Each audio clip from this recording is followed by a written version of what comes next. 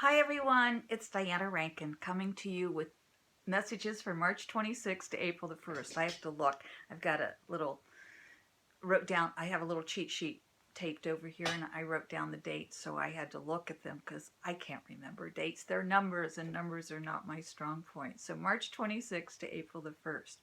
And these are your soul messages and a few predictions. I want to suggest that if you haven't already, you go back and you look at my video for the whole month of March, because the main word there was treacherous, and we've seen some treacherous behavior in our world, certainly. And what I also asked you to do was look in our own lives to see, where are we being treacherous against ourselves? Where are we allowing others to be treacherous in our lives? So you might want to go back and look at that video and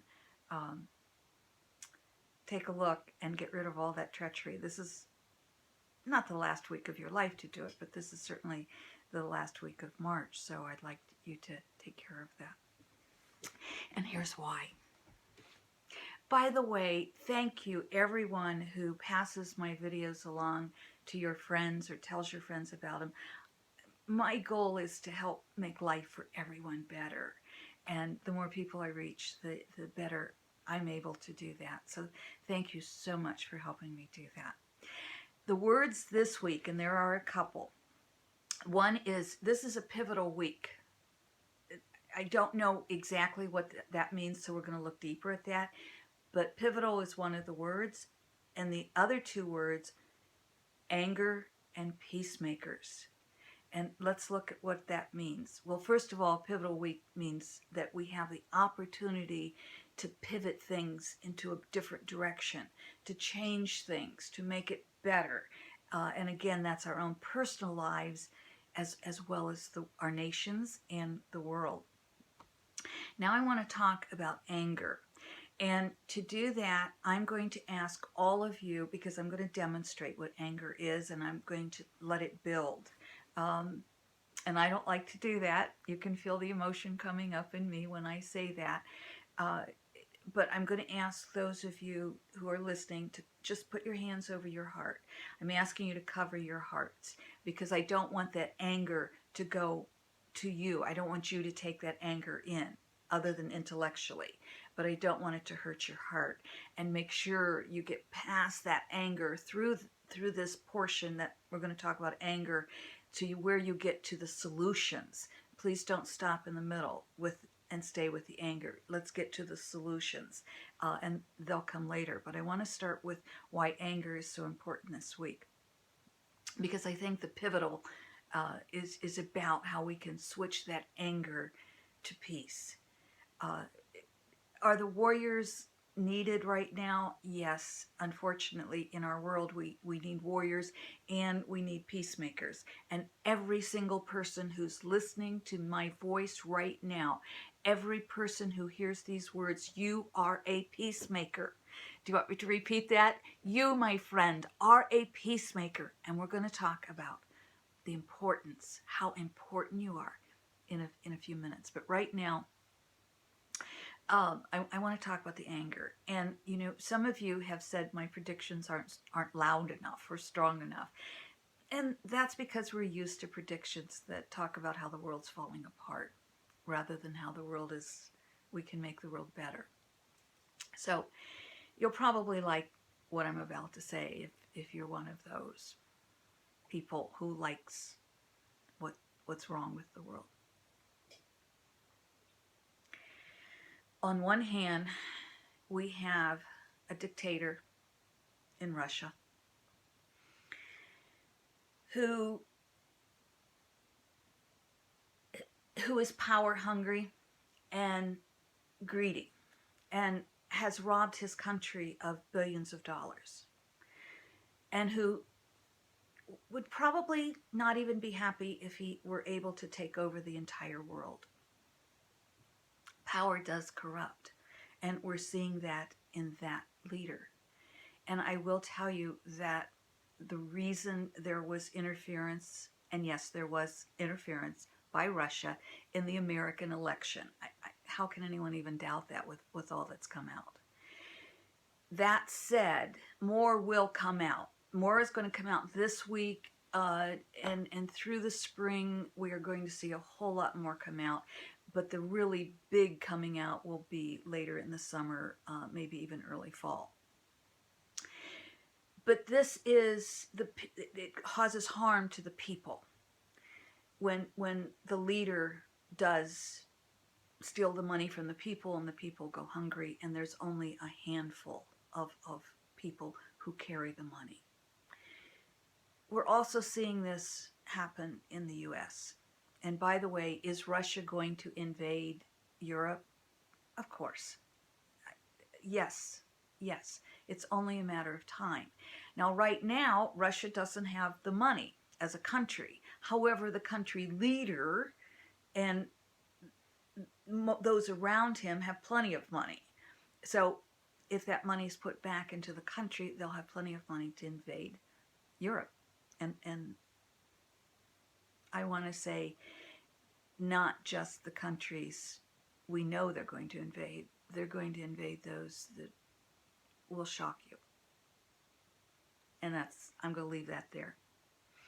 On the other hand, or over in this part of the world where I live in the US, we have a leader, and for those of you who, I doubt that I have too many people who still love this leader and stand by him unequivocally, but there are many who do. I have had a few people write to me or contact me who tell me I'm a little too hard on our president in the US. And I say to you, and I say to all people, watch the actions, not just the silly words. And I say silly words because it is very difficult to get a complete sentence that makes any sense out of this president. Now, that said, this particular president is very similar to the Russian dictator in the sense that he's not out for the American people. He's not out for the underdog. He's out for filling his own coffers. He's out for how to make himself the billionaire he claims he is, and how much more money he can make, and the power. And power does corrupt unless we're able to handle it. And when we act like 2-year-old boys, we're not able to handle the power, and that's clear. So we have two men, I use that term a little lightly here, who want to really rule and be powerful. And the problem here is that in our country, in the country I live, in the US, we have checks and balances. And we have been seeing those checks and balances at play. Yes, yes, yes. So we're seeing checks and balances keeping everything that this side wants to happen from happening. Now, does that mean everything in the U.S. is hunky-dory? No, we certainly have a lot of problems here, and they need to be solved. We do not have agreement on what those problems are or how they can be solved. What we do have agreement on is there is a huge disparity between the very, very wealthy and the middle class. In the U.S., the same is true in other countries as well. This other country I'm speaking of, Russia. And so we're seeing this big this big difference between the classes. And we're going to see more and more of the disappearing of the middle class in the U.S., especially when the new tax credits go through. And they will. I think that's the next big thing on the U.S. agenda, and they will go through. Now, over here, we have another dictator in North Korea who's, give me the weapons, I just want to prove how great I am by blowing up the world. Then we have other leaders, and I use that term loosely, who want to pump their chest and say, whoa, look at me, look how great I am. Well, folks, that doesn't work. There used to be a planet or a continent called Atlantis, and it was a very technologically advanced country. And Atlantis, some don't even believe it existed, but I think the ancient writers, the ancient poets, Plato, for example, and other ancient philosophers and writers talked about Atlantis. So I tend to believe it exists. It's not just woo-woo. And but the problem with Atlantis, from what we know of the ancient writings, is that the technology did not keep up with the spirituality. And by spirituality, I'm not talking about your religion is right, you're wrong, I'm right. Not that kind of religion. No, no, no. That kind of religion causes division. That kind of religion with suppression. And that kind of religion suppresses, and that's what causes terrorists. Who's got the biggest bomb? And so we're just going to keep bombing each other. No, it isn't going to work. So this dictator over here is going to get this dictator over here to shoot off his missiles and then anger this president here who's going to then fight back. Well, who's going to rule the world? Unfortunately, it could come to that. Atlantis, how did they end? Under the water, in the sea. Between earthquakes, hurricanes, floods. Hurricanes, earthquake, and floods. What are we having now, my friends? And we're going to see more.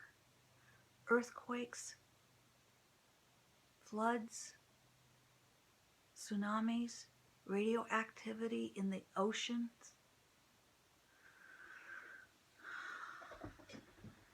We have a right to be angry.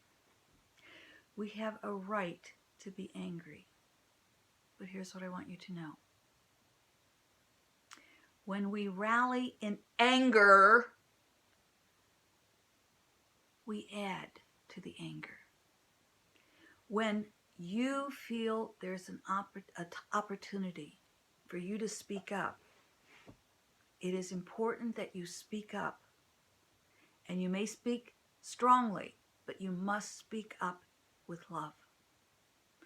And we have to do this in our own lives, and that's what we don't always get. It's not just what the world leaders are doing. They're just reacting in their lives to the anger. They are creating what we are asking them to create by our fear and our anger. If we react in anger to any situation without working it through to the point of love, we are creating the terrorists. We are creating the wars. Stop it. Stop it. If you and I have a disagreement, and that disagreement escalates to where we're screaming at each other, we are not hearing each other. We are pointing fingers at each other, and that will not give us peace in our lives or in the world. So today, my friends, it's about creating peace. You know, we tend to react when we think, oh, maybe there's a chance that I'm wrong. But I don't want you to know I'm wrong, so I'm just going to react to you in anger. And then I'm going to tell you you're wrong. That's what we're doing in our personal lives. That's what we're doing in the world. So I am asking each of us, every one of you who's listening to this video, take your hands away from your heart now and open your arms as wide as you can and say with me, I open fully and completely to love. I give and I receive love today. I give and I receive love today. I give and I receive love today. Thank you. If that is all you do, that is enough. When you get into a disagreement with another person, simply, silently say, bless you, bless me. I open to give and receive love today. I hear you. I'm listening. When you're out and about and that driver next to you cuts you off or comes out where you have to throw your brakes on because they cut in front of you, you can use some finger language and respond in anger. But once you stop and think, how do I want to respond? Fortunately, I had brakes. I was able to stop in time. Thank you. And I send love to that driver, not anger. When you're walking through the store, yeah, that person in line, wasn't this the line for 20 items or less, and you've got a whole cart full, and I could stand here and get angry, and I could stand here and stop my feet and give you a dirty look, but I'm not going to do that to myself or my world. I'm going to say bless you and bless me, and I'm going to respond in love, because that serves my life. And what serves my life serves your life. Let's see what Philip has to say. This is my book, The Master's Book of Answers. Philip gave it to me, and each page has a different answer on it. So we have to think left or right, and then we'll just flip through and we'll see where we stop. Well, we stop there. I'm thinking left. What do you know of tomorrow if you have not lived today? What do you know of tomorrow if you have not lived today? Oh, my friends, live today so we have a tomorrow. Live in love. We have so many opportunities this week to live in love. And if you do that, we can change our world. It's a pivotal week. We're going to see a lot of reason to be angry. We'll see a lot of reason to hate this week. A lot of reason to be fearful. But remember, I open my heart fully to give and receive love. Thank you, my friends. Thank you for loving me, for sharing this video, for loving yourselves, and for loving the world. Thank you for receiving my love, because I love you. I love you.